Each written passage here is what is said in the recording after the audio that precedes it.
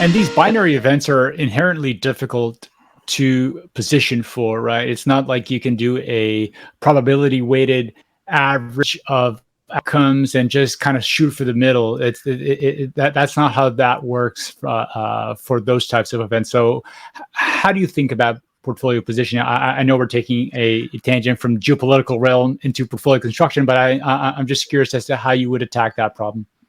Yeah, I've been pretty vocal about the fact that we live in an incredibly leptokurtic distribution. Fat tails is really what the distribution should look like.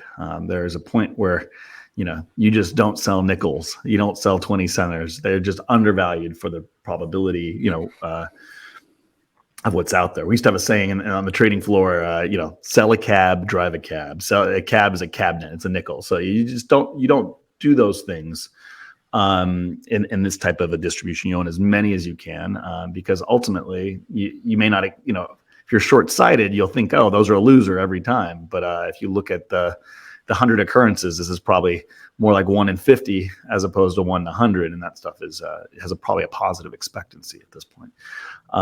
So I think you just have to think about it in distributional terms. That's what we do as options traders. I think that's is why vol markets are incredibly useful and powerful in a type of market that we are currently living in, because you can really bet on the distribution. You don't have to buy or sell. You don't have to be long or short. You can just be long the tails and short something that's less taily less times, right? And ultimately arb, in a sense, the distribution of what you think the reality is versus what the market may be pricing. And I think that's an important kind of outlook to have when you're investing your money in this type of environment.